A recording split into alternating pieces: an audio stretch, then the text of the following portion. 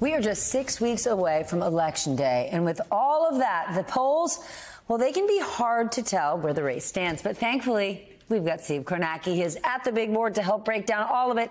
All right, Steve, right now, what are the numbers telling us? It's great to see you. You too, Steph. And, well, let's take a look because there have been a lot coming out there in the last couple days here. First of all, you've probably seen these headlines in the last couple of days.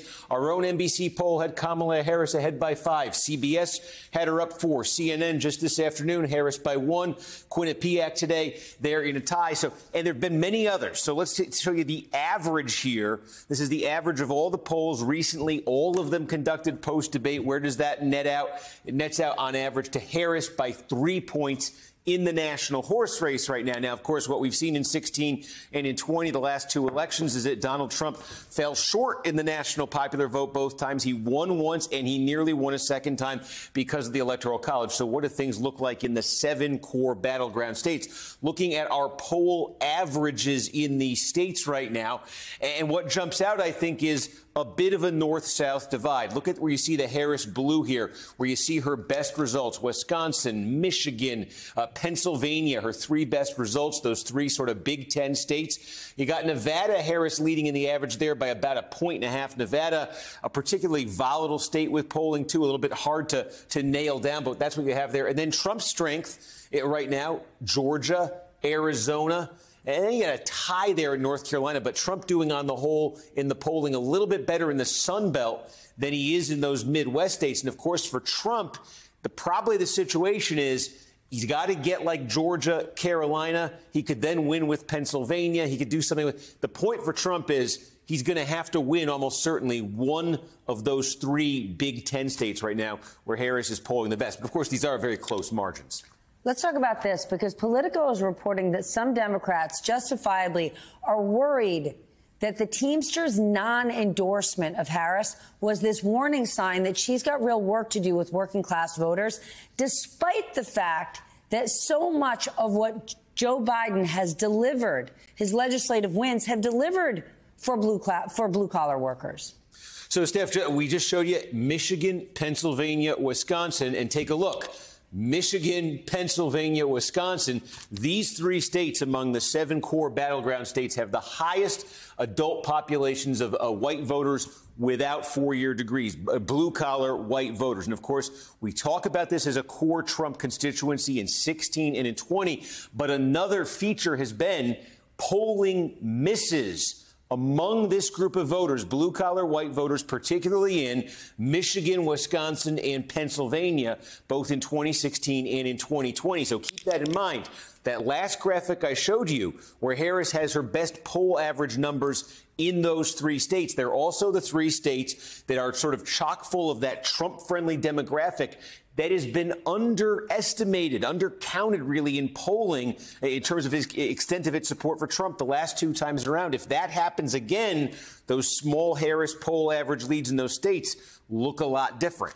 It's undercounted. Why? Because people are voting for him, but they don't like to talk about it because they don't want to deal with the headache?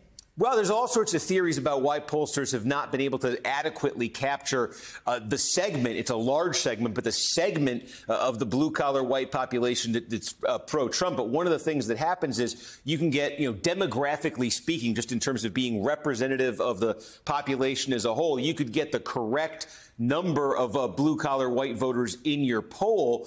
But there are still blue-collar white voters who vote Democratic. There aren't as many who vote Republican in these states or vote Trump in these states. And what may end up happening in these polls is they get more willingness from the Democratic side of that, the Democratic segment there, to actually answer the phone and go through the poll process than on the Republican side. A lot of different theories for why those Trump voters have been hard to reach for pollsters, but it certainly seems that they have been. It certainly seems that that's been the issue in the polling in those states. What about the ceiling? Because VP Harris still has areas where she can expand support, but Trump, it seems like he's got a ceiling. Is that the case? Well, certainly, look, talking about 46% or so, 47% generally is what people think, just based on the last 2 elections, though there have been some polls where he's polled a little bit higher than that this time around. One area to look at for Trump is He's shown some growth in the polls relative to 2020 and 2016 among non-white voters. Now, among black voters, what you're looking at here, this is our average